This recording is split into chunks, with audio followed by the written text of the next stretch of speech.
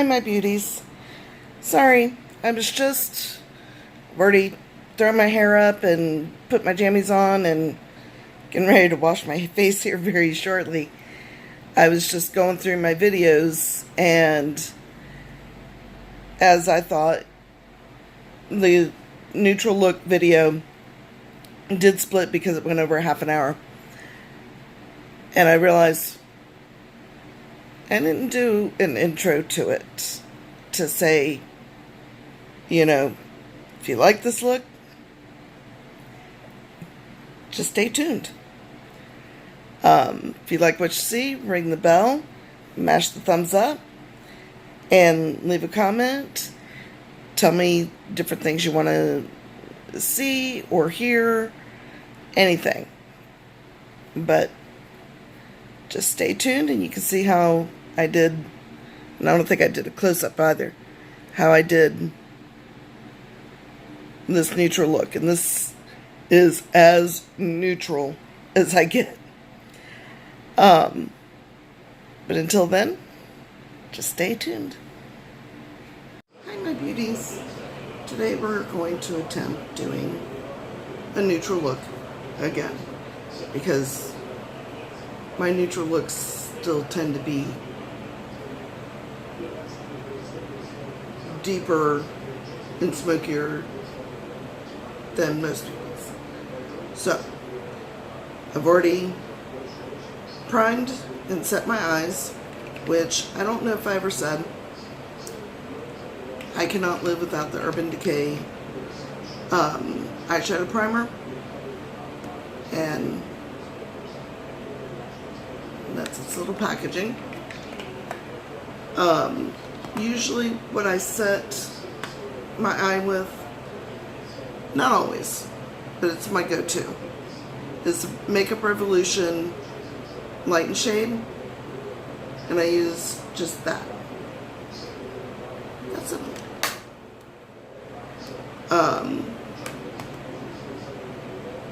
Which I don't think I'm going to be using again, but I am going to keep it right there. Just kind of playing around a little bit with some colors and trying to get a game plan.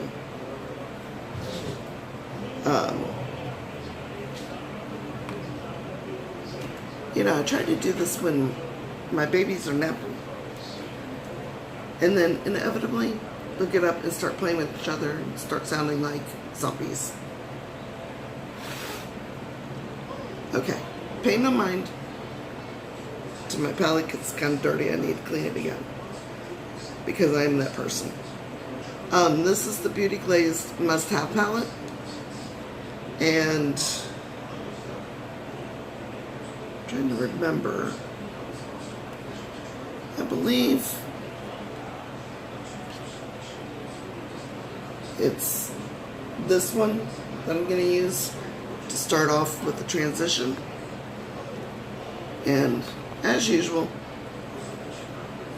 got my Makeup Revolution Essential Crease Brush.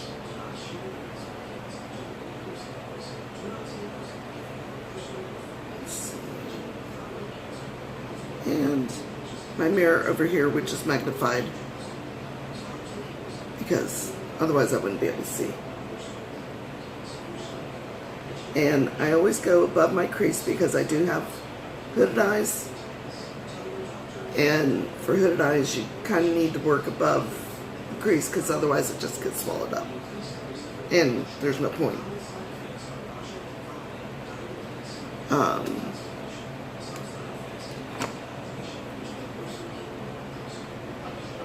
I think we're in for a storm. And it's getting a little dark, a little early. And I also have my handy dandy evil mirror because it shows you what you never wanted to see. Okay. That looks good. And depending on how you're watching this, Yeah, to see any stray eyebrow hairs. Trying to grow them out a little bit from over plucking, which normally I let them go fully every couple months and then reshape them. But since doing this, I really haven't done that. So,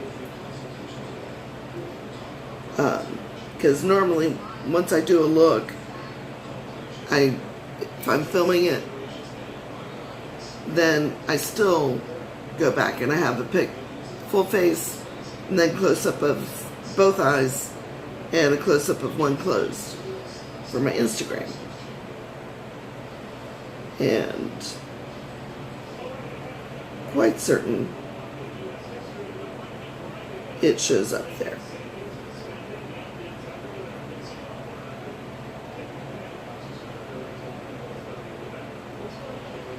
And I tend to be a little heavier handed on my right eye than my left.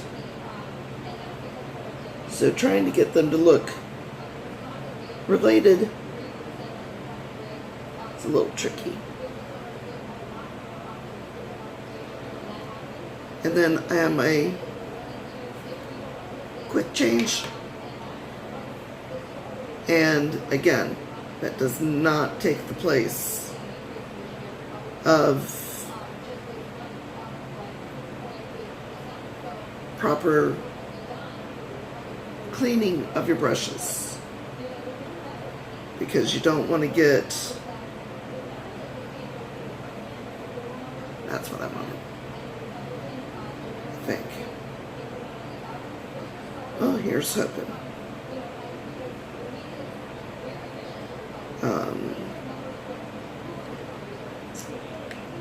Bear with me a moment. I know I'm mid-thought and I do that. I'm sorry. I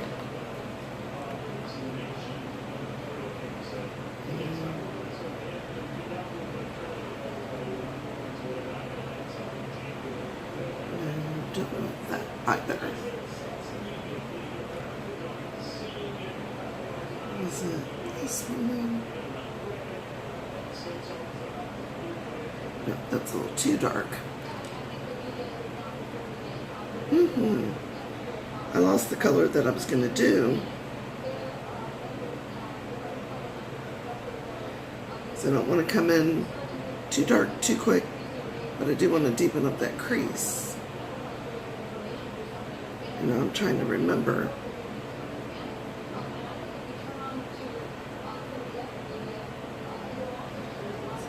It's right next to it.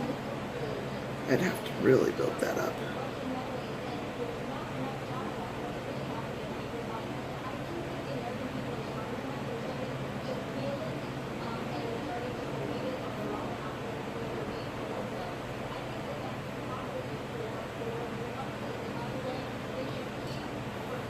Is it something I had in this one?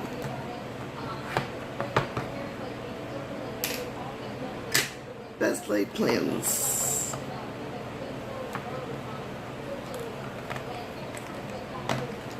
If you could only see the mess I have down here.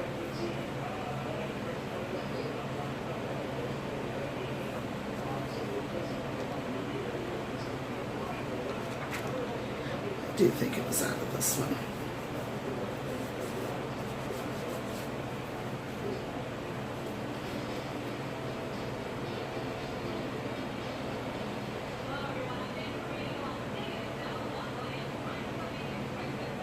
That's a shimmer I definitely don't want. So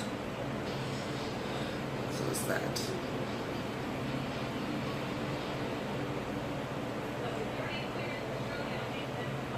That one's too light. Definitely too light. Be right back. Okay, I think I got it figured out now. I'm going to come back in with my Makeup Revolution White and Shade. I'm going to deepen up the crease with that color right there.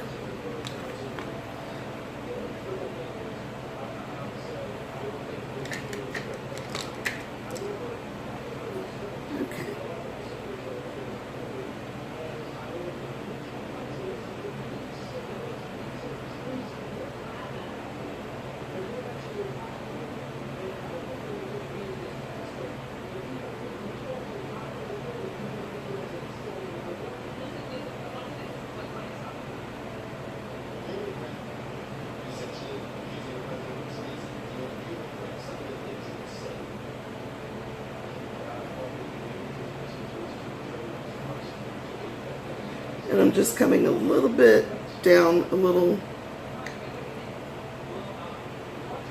and kind of thought of something while I'm doing this, because I'm always like, what am I going to say? I'm going to try something a little different as we go through this, because I told you how I'm a history nerd. Full on, I own it. I love history. I will watch documentaries like The Plague for fun. I read books. Like, a long time ago, I read the court transcripts as well as the British inquiries into the Titanic for fun.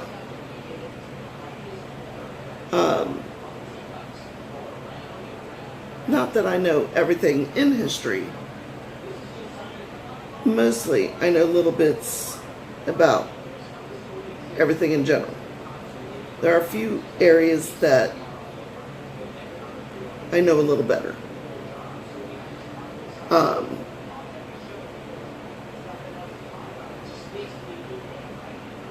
So, okay, now that we got that going. Now to remember which brown I was going to use to darken. Best laid plans. That's kind of gray. So let's close this one up for now. Let's look at these two.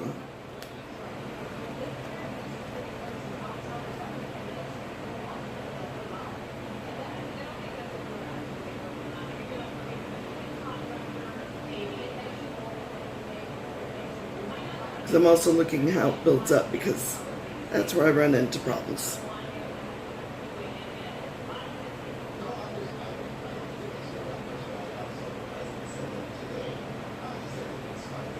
And everything kind of starts looking the same. Okay. Let's look at the other one real quick.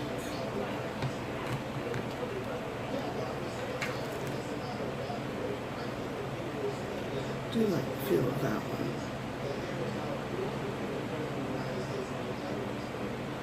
If I'm careful, just check.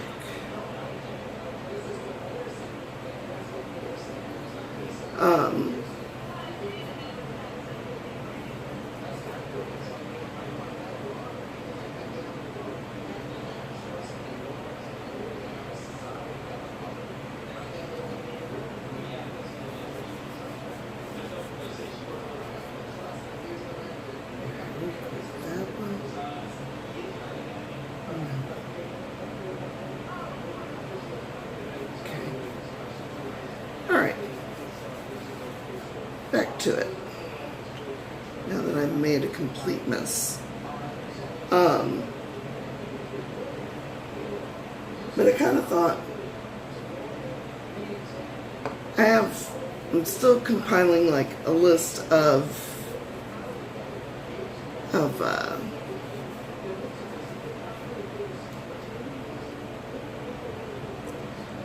just odd historical facts that I'll do a whole separate video on. This one, while I'm doing the get ready with me, I do want to swap out brushes. That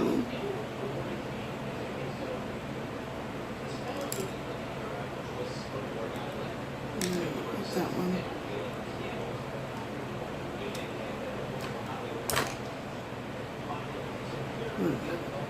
We're going to go with this. This is a Luxie. It's a dual-ended. I'm going to use this end to come into the outer corner. And what I'm going to do, this is the Must Have palette. I'm going to go in with this in the corner. And I'm going to jump up to this to kind of darken it. And believe it or not, there's a difference in the shades. It just doesn't translate well. So,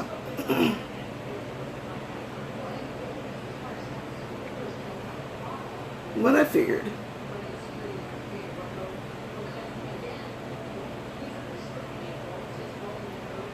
is tell you a little bit about what I know regarding Titanic. Now, most of you have probably seen James Cameron's movie, which is the most historical, accurate film out there currently. Sorry. I did finally scrub my lips, but I forgot to put my balm on.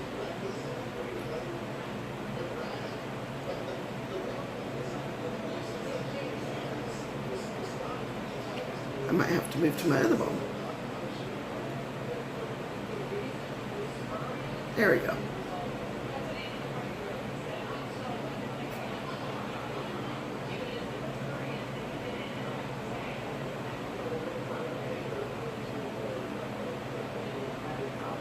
And when you scrub your lips and you put a balm on, you kind of want to go a little outside of the mouth area, so that when you do go to put your color on, everything's right there and it's not going to be a mess. But that's the balm. It's one I got in, I think it was Ipsy. Okay. Back to it. Now,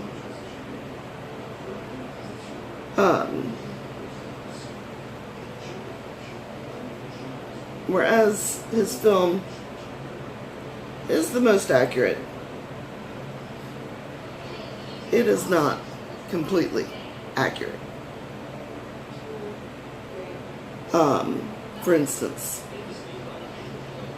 one thing, all of the movies, and it doesn't matter, because there were a lot that came out long before I was born.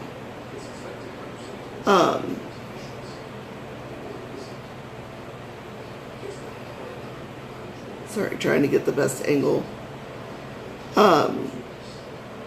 One thing they all depict that is historically inaccurate, there's a reason that they do it that way. And I understand it, but it still irks me because of the accuracy. And that is when they're in the water, of having icicles in their hair. Whereas the water was freezing.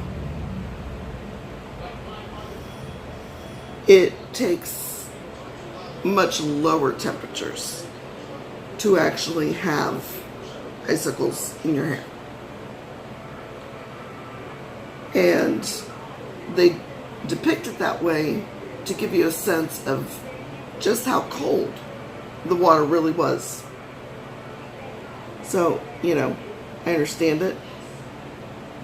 However,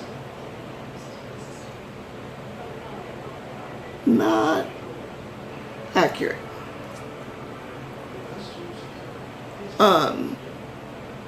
Another thing that you often see in the films is Titanic had 4 smokestacks. Only 3 were working smokestacks. 1 was placed just as a faux stack for symmetry of the ship. Purely design. And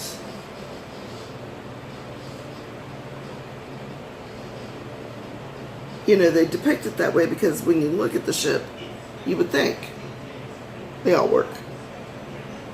That wasn't the case. Now,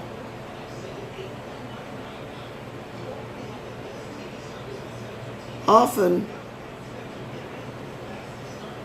the films will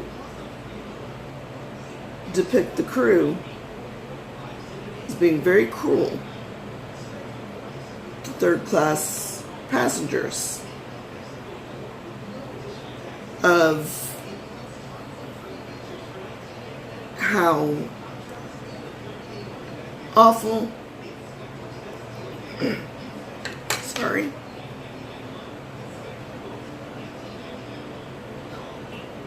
how awful the steerage rooms were. Again, that is just for drama. They weren't anywhere near what first class or even second class had, but they weren't awful. They were probably about the level of like second class on other liners. Okay, Titanic was supposed to be a new kind of liner, bigger, better, more luxurious. They even have little postcards for passengers to send home, because the ships made their money on third class. They didn't make it on the first class. I mean, they made good money, but that isn't what really financed the trips.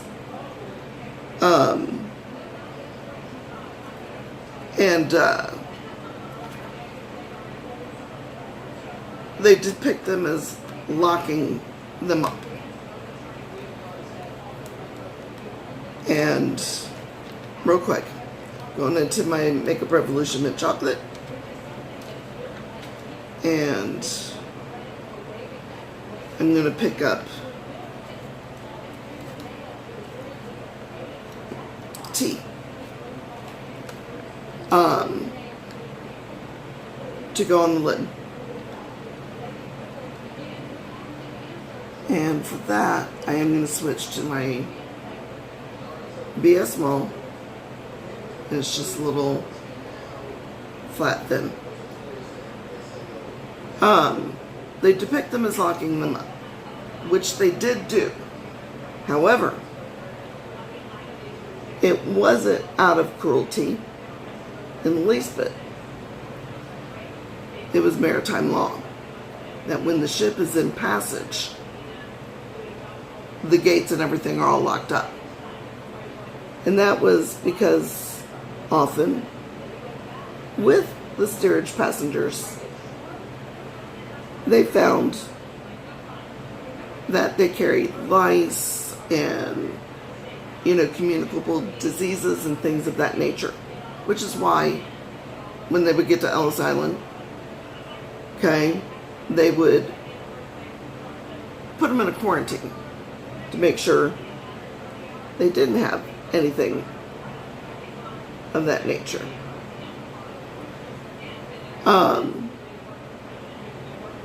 So when the ship hit the iceberg, it wasn't, oh, we got to keep them locked up so that we can get all the first and second class passengers onto lifeboats.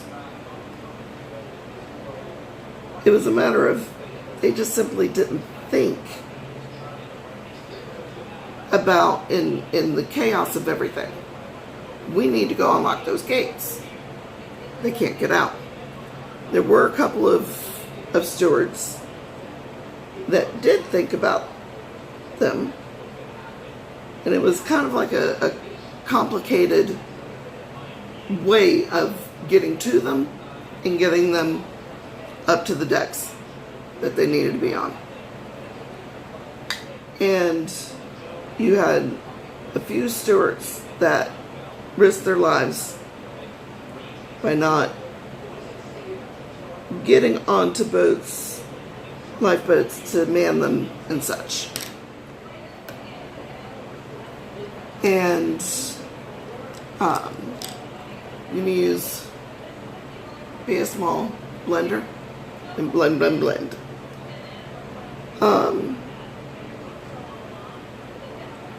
Because they had to have crewmen that would man the lifeboats because passengers just didn't know how to do that. So these stewards, like I said, they risked their lives because they could have been up on deck and being ordered to man one of the lifeboats.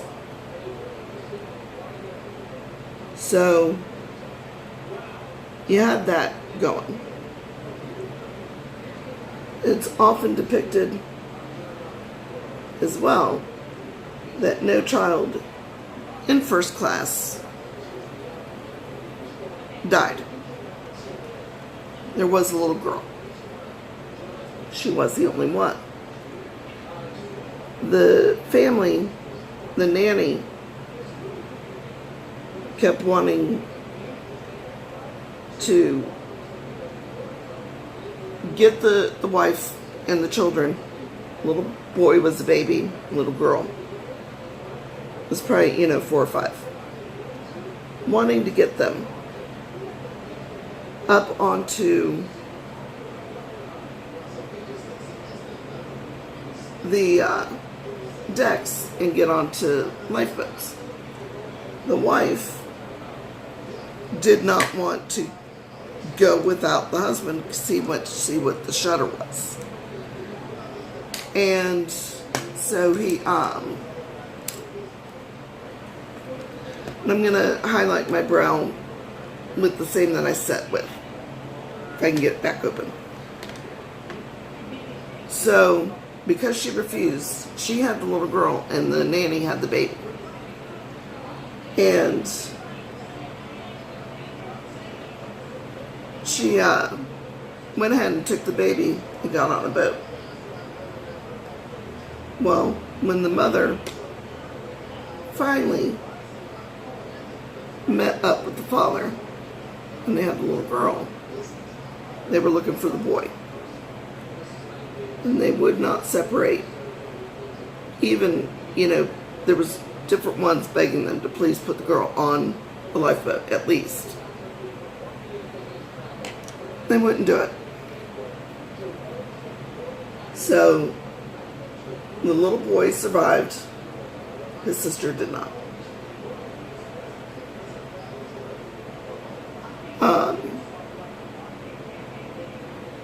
Also, one thing that the James Cameron movie got wrong was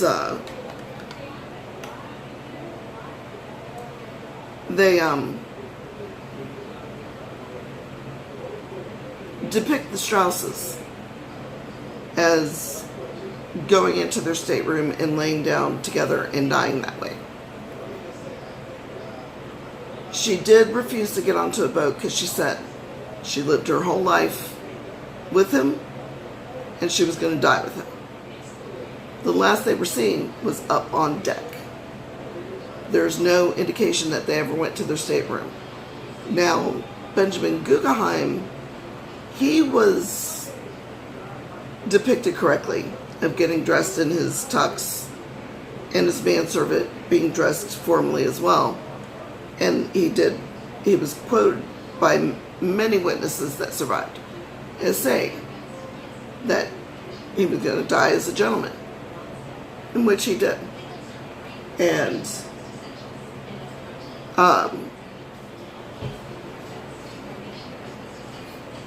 so, there was that going for him.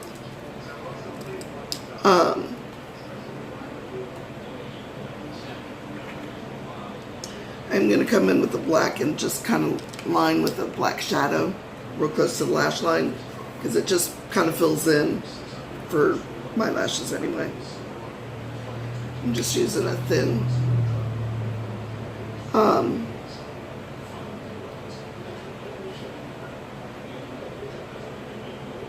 no one is quite real certain as to exactly where like J.J. Astor was in various ones. There's just conflicting reports. Same as with what the band was playing at the end. All of the witnesses did say that they did continue to play up until the very, very end, which was a noble thing to do. It kept passengers calm, and it kept them calm because they were focused on their music. And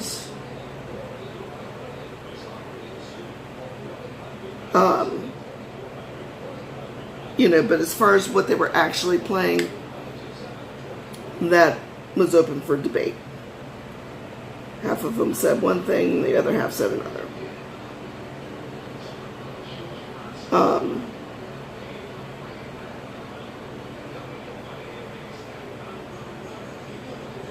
There was no indication of, in the movie, can't remember if I think it was Murdoch that brings out a pistol to kill himself. No indication of that. In fact, there were no reports at all of officers having guns. I am just making a mess.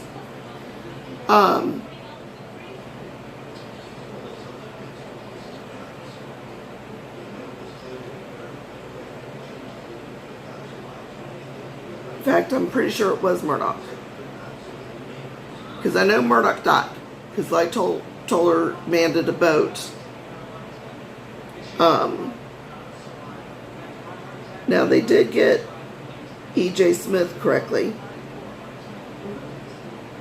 Last he was seen was in the wheelhouse. And went down nobly.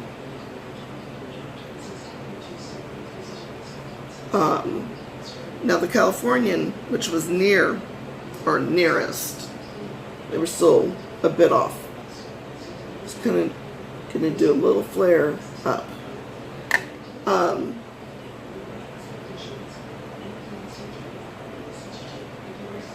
Therein lies the problem. I didn't have it on the magnifying. Okay.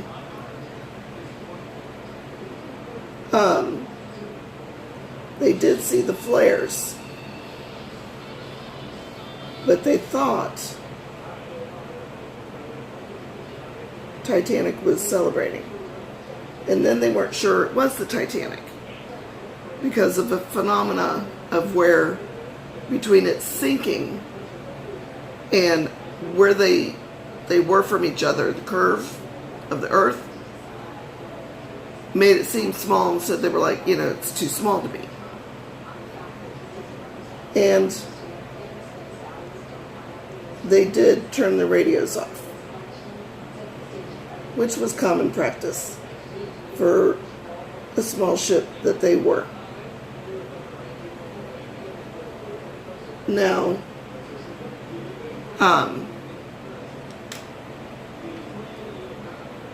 we're about to do a split. So I'm just going to give it a few seconds.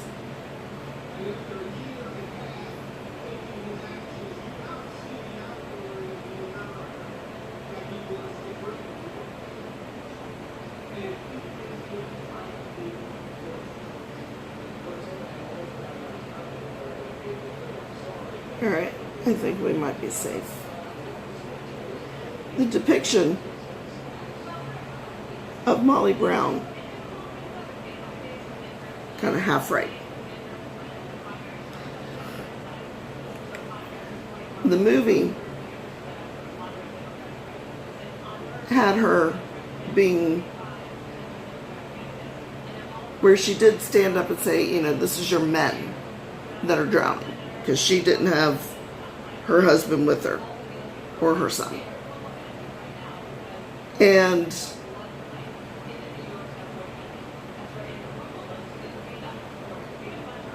she did successfully manage to coordinate transferred passengers from one lifeboat to another to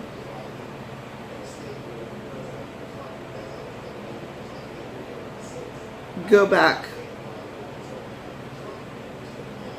In the movie, they have her kind of stepping up, but then getting kind of mousy after being told by the officer. That didn't happen. There was nothing mousy about Molly Brown. There was a reason she was called the unsinkable Molly Brown. Because she was just a strong force to be reckoned with. Now, she wasn't exactly embraced by first class in society, because you did have the whole thing of those that inherited money versus those who made money. And it was thought to be better to have inherited. Why is beyond me.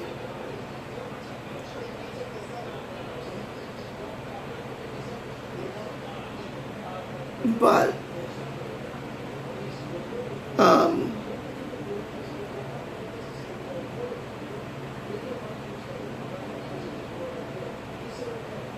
in the movie, they depict Billy Zane, his character, is picking up a child, and so forth. There were reports, but nothing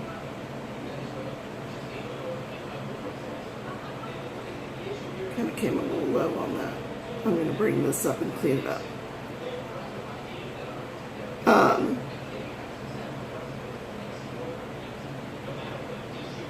Reports of some men doing that to get onto lifeboats. Now, Bruce J. Ismay, it's reported that he was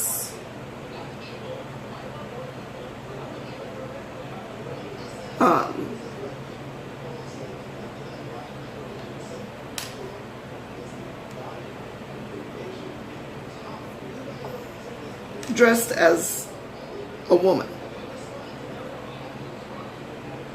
It's not really confirmed whether or not he did that. But when he did get on the Carpathia, they had to have him in the doctor's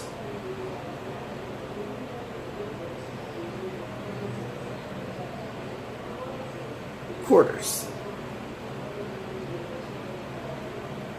because of the fact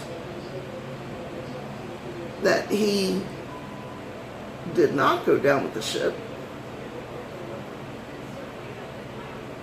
like Smith and Murdoch and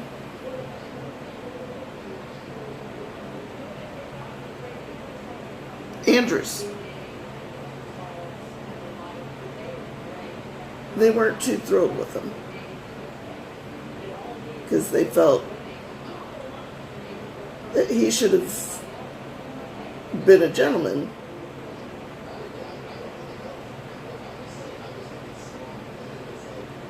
and went down with the ship. And he was also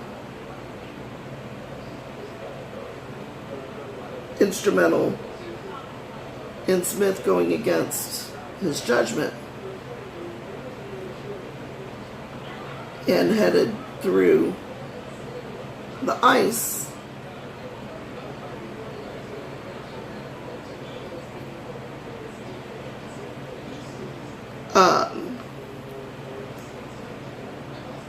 at full speed.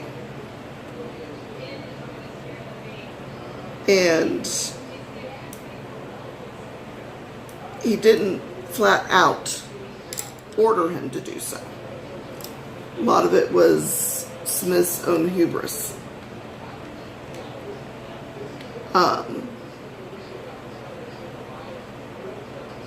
Now I'm going to liven this up a little bit,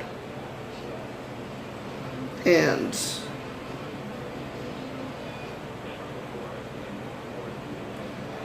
I don't know why I can't remember the name of this. I use it a lot. After Work Drink number 318, and it's a Sephora shadow. I'm just going to come in and do kind of the under eye, just to give it a little pop.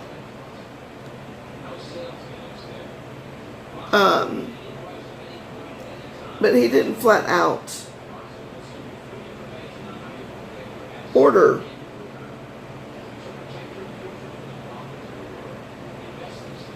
Smith to pick up speed, but he certainly implied it, according to testimonies and such.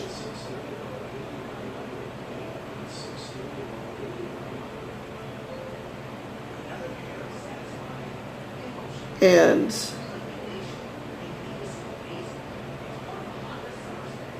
a lot of Titanic survivors actually shared staterooms with those on the Carpathia.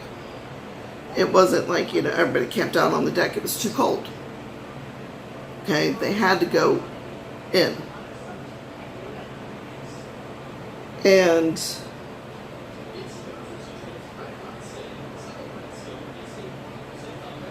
they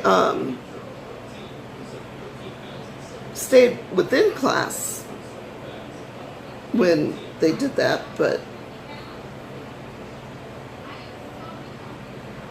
they did share rooms.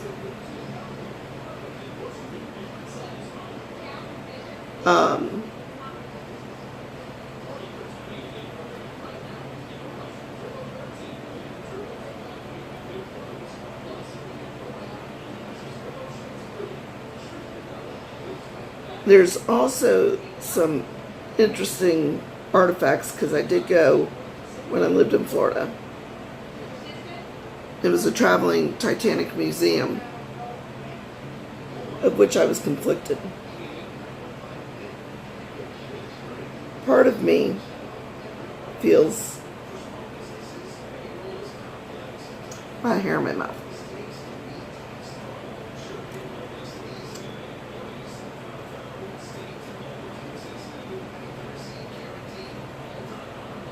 Is it stuck in my teeth? I don't know. The artifacts that have been brought up, to me, is equivalent to grave robbing. Because essentially, that was a grave site for many people that went down with the ship.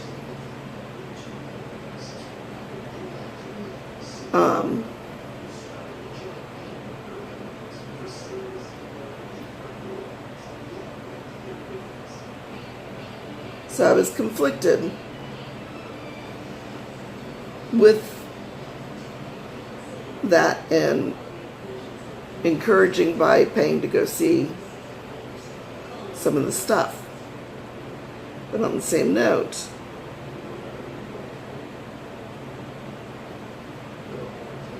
some of it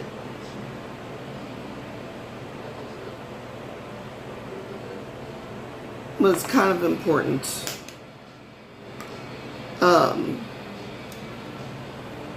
This is just an Elizabeth Mott blending. I'm just going to blend this out along with my eyeball.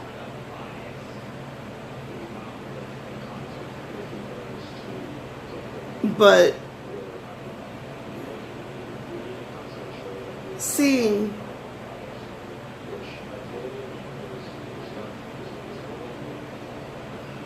the things that survived with so many years of people looking for the Titanic and not finding it,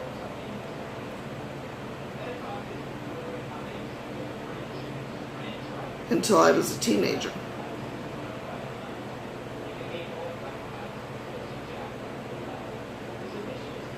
Huh. It's not shedding, it has one strand that is way longer, but it's not shedding. And it's poking me.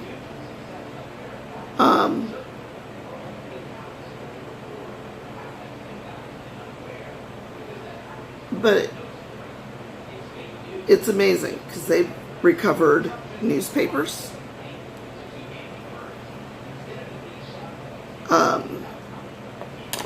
artwork, and no naked pictures, but you did have Monets and Picassos and stuff like that that went down.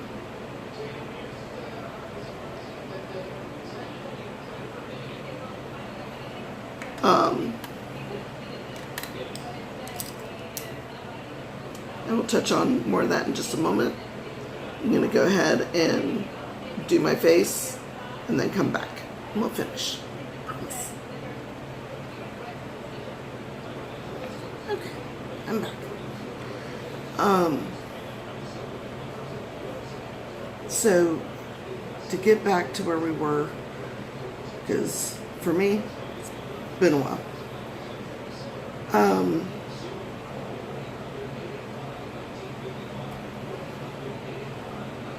Talked about Ismay and how he was on the Carpathia, the Californian.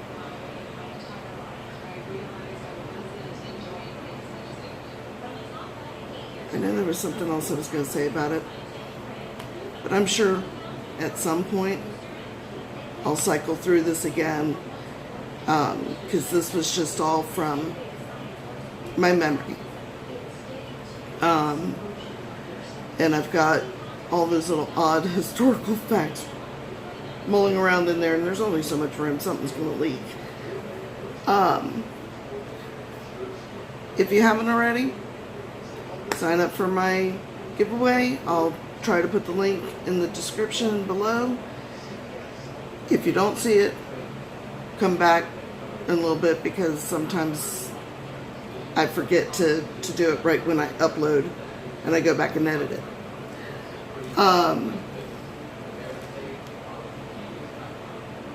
We are 6 people away from me doing the giveaway.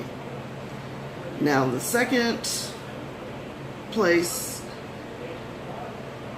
won't get their stuff immediately because of the fact that the stuff I'm ordering, it's telling me it could be anywhere at the end of this month to the end of next month.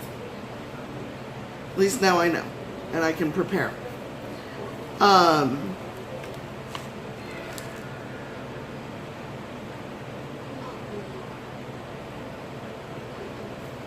Oh, and I did want to tell you about the lipstick I'm wearing. It's Josie Moran. There's not too much glare on that. And it's in the shade very, very tiny.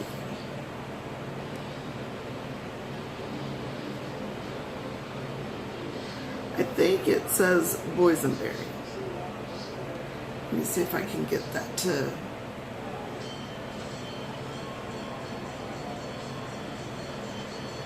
I don't know. Anyway, it's infused with argan oil, and that's a nice little tidbit, and I love the color, and it has such a good fragrance.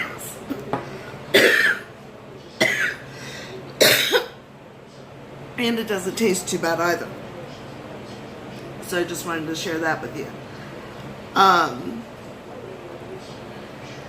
So if you like what you saw, ring the bell, mash the thumbs up, and leave me a comment. And till then, bye my beauties.